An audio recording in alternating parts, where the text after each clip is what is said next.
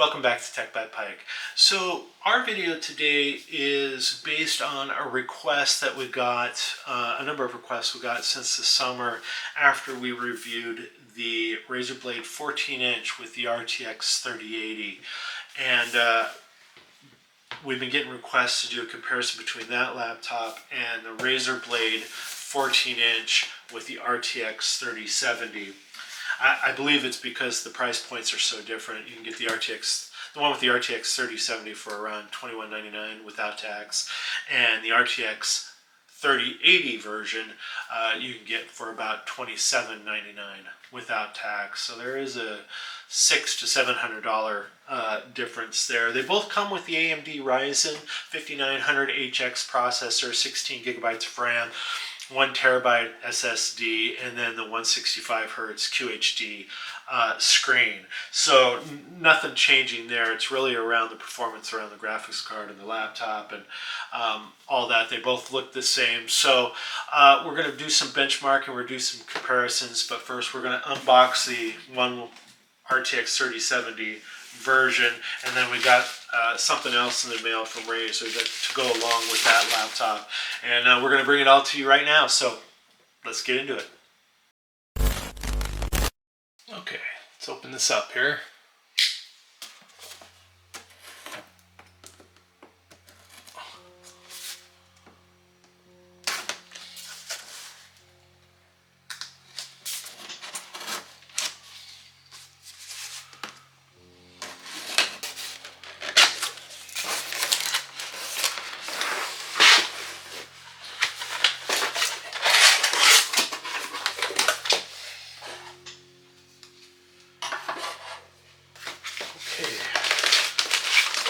We have the power cable and the power brick. I'm guessing it's going to be a 230 watt. We'll take a look.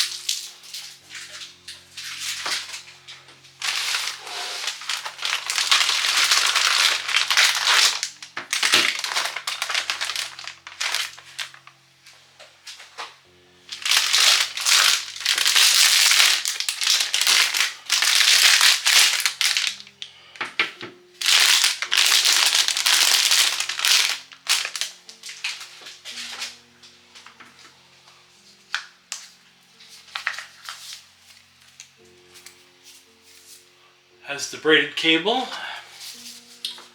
Sure enough, 230 watts, power adapter. Set that off to the side. Now for the laptop. Go green with Razer.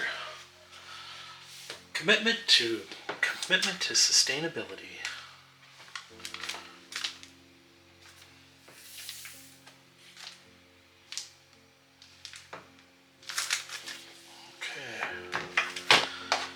Propaganda.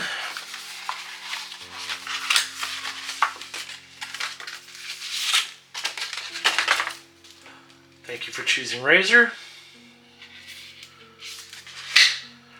Razer Blade. Instructions. Some stickers. And our microfiber cloth.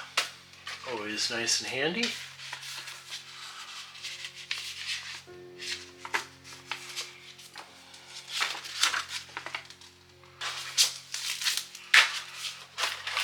Take care of it later.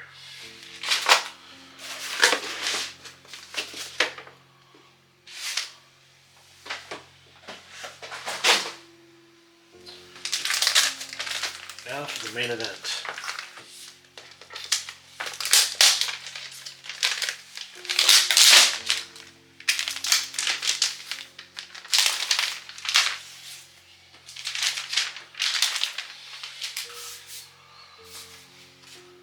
The I/O, power port, USB-A, USB-C, Thunderbolt, and the headphone microphone jack,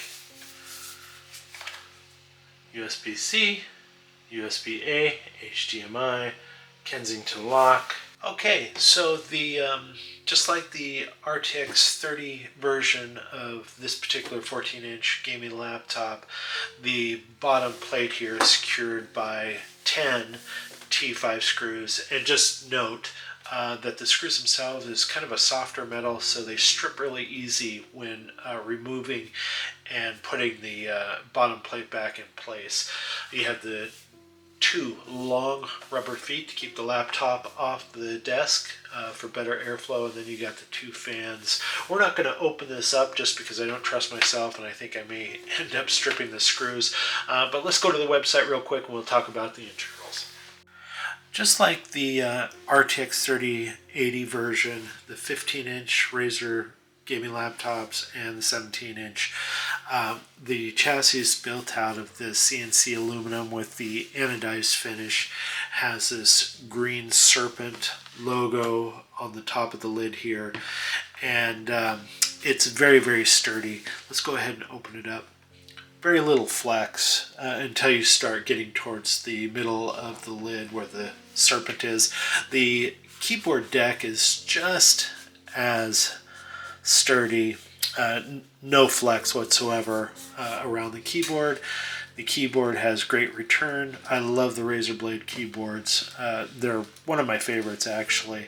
And then the mouse pad, even though it's a 14-inch, is pretty decent size with good clicking action almost all the way up to the top here, and it feels very, very smooth. Have the built-in webcam with the microphones, and then the QHD 165 hertz panel. Nice thin bezels around the sides and the top.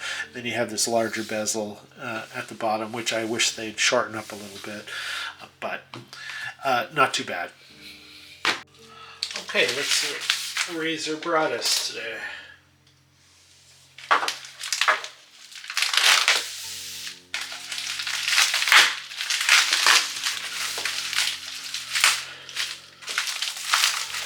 I didn't need that after all.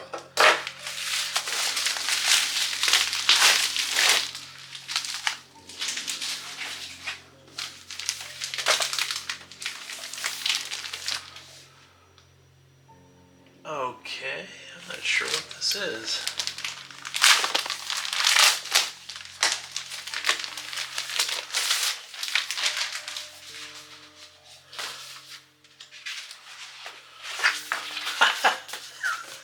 They included some wrapping paper, I think. Is that what it is? I think it is. Wrapping paper. I think that's our mascot. Okay, cool. Okay, let's check out the weight. Shouldn't be any different than the one we reviewed over the summer with the RTX 3080. The laptop alone, 6 pounds, 2.3 ounces, and then with the power brick and cable, 8 pounds, 9.2 ounces. The Razer Blade website, like I mentioned before, the laptop comes with the AMD Ryzen 5900HX. It has 8 cores, 16 threads, boost to 4.6 gigahertz, 20 megabytes cache.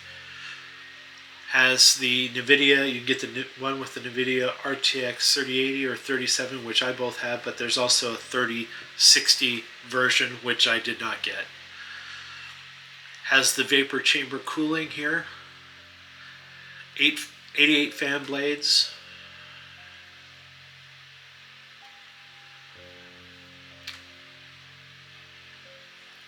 Up to 12 hours of battery life. And we got the QHD 165 hertz panel versions. AMD FreeSync. There's the ports again. And it's per key RGB on the backlighting of the keyboard. This one comes with 16 gigabytes of RAM. It is soldered to the motherboard, so no opportunity for upgrading there, which is unfortunate. It comes with a 1 terabyte SSD and then the Wi-Fi 6 card. Okay. So you can do a lot of the laptop customization as far as performance is concerned under the Razer Synapses software. You can customize the CPU to boost to high. You can set your laptop screen to 60 Hz or 165 Hz. You can also control the fans also under the Razer Synapses. This laptop also has AMD software where you can go in and manipulate the performance of the games that you play. You can also do some monitoring of your laptop, whether it's the GPU, the memory, or the CPU, and also the battery. We're going to test out how loud the speakers get. We're going to start out at level 24. Let's go.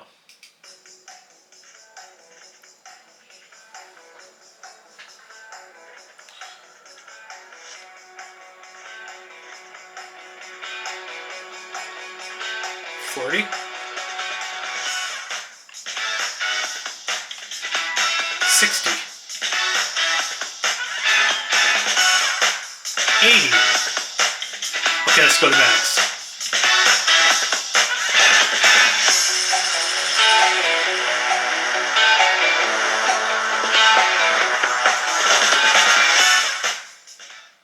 That gets pretty loud for a 14-inch laptop. Not bad. This is the built-in 720p camera on the Razer 14-inch. And here is the sound of the keyboard. Not sure if you can pick that up or not. Seems pretty quiet. The camera itself, it's pretty grainy, and I'm not sure exactly how the sound is, but I'm sure it's fine for conferencing calls and that type of thing.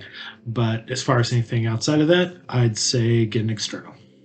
We played a number of our favorite games, starting with Cyberpunk. We set the laptop on high configuration for gaming, and the games are set to ultra. And for Cyberpunk, on average, we were getting around 38 to 41 FPS. And then for Star Wars Battlefront, we were getting around 80 to 90 FPS on average. And then we also checked out Battlefield 2042, and we were getting on average 85 to 90 FPS. We started our synthetic benchmarking using 3D Mark, and we started with TimeSpy and then went on to Firestrike, and here's those scores. Our TimeSpy graphics score was 9,193, CPU score was 8,507, TimeSpy score overall was 9,083, and our score compared to online was below the average, and the average was 10,163. For Firestrike, we got a graphics score of 22,418, physics score for 23,275, and a combined score of 10,950. Our online comparison score was 20,394, and average and best, that's interesting, so I'm not sure what to make of that. So we performed some synthetic benchmarks using Geekbench 5 on this laptop, and our single core score on Geekbench 5 was 1,478, and our multi-core score was 7,100. And I'm just going to scroll down a little bit so we can get some more detail into the single core performance. And then multi-core performance. And if I'm going too fast, you can pause the video to get a better look. The OpenCL score for this laptop was 113,132. I'm going to scroll down so we can get the OpenCL performance scores.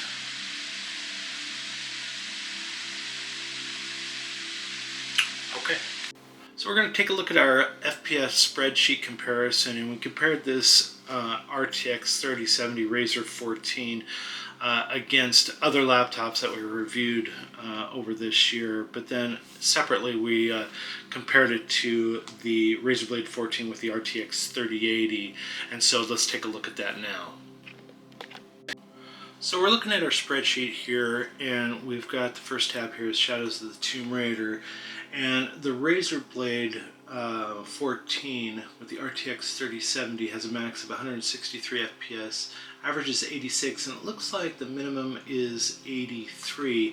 If you compare it to the next line over, which is the Razer Blade 14 with the RTX 3080, the max, there's a little bit of a spread there, but the average is also kind of a spread between the 86 and the 133, and also the minimum. So there is a definite difference here with Shadows of the Tomb Raider. But if you come over to F1 2020, you'll see that the max for the RTX 3070 version is 196, average 173, and minimum 146. But compared to the RTX 3080 with the Razer Blade 14, the difference is nominal. Red Dead Redemption looks like it is about the same. Max for the RTX 3070 is 70 FPS, average is 47, and minimum is 30. But if you look at the RTX 3080 version that we reviewed over the summer, the difference is fairly nominal. 10 points. 10 FPS points between the 3080 and the 3070 for the max FPS. And then if you come over to Horizon Zero Dawn, it looks like we weren't actually using Horizon Zero Dawn back then when we were benchmarking the RTX 3080 version of the Razer Blade 14. So we have a max of 107 FPS for the 3070, average 59, and minimum was 8. So there you go. The Razer Blade 14-inch gaming laptop, and I want to talk about these laptops as a whole, the lineup itself. Only because when I reviewed the RTX 3080 version of this laptop, I kind of dissed it a little bit, only because I didn't quite understand who the target audience is, gamers on the go, and the fact that you couldn't upgrade this laptop, this version of it, when there was the G15, that you could at least upgrade one memory DIMM. And so I didn't quite understand why Razer couldn't do something similar.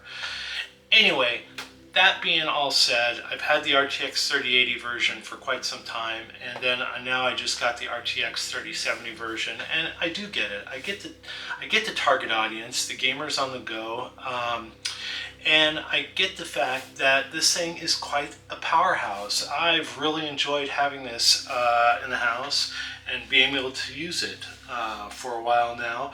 If I was to compare this, the RTX 3070, with the RTX 3080, then things get to be a little muddy, because I believe that the RTX 3070 version is probably more of a sweet spot, probably where you want to go in if you're in the market for one of these laptops, as opposed to the 3080 version, because the performance under the hood for the RTX 3070, there's not much of a difference in my opinion. It's fairly nominal with a lot of the AAA games that we tested. So I don't know. If you really want the 3080 version, go for it. You got the money, do it. But when it comes to performance, I'm not sure that going after the 3080 is the best bang for your buck. The RTX 3070 can definitely hold its own. So anyway, and also I think I have a better appreciation for these 14-inch laptops, these Razer Blades, because I just recently reviewed the Razer Book, and I was not impressed with that particular laptop. So anyway, I think it gave me a better appreciation for those. If you like this video, go ahead and hit the like button. If you want to see more videos like this from Tech by Pike, go ahead and hit the subscribe button. We appreciate it, helps the channel, and it gives us an opportunity to bring more videos like this to you. Not only that, it gives us an opportunity to get better as we go along, and really That's what we're striving for, to get better. So we appreciate it and we thank you. We'll see you in the next one.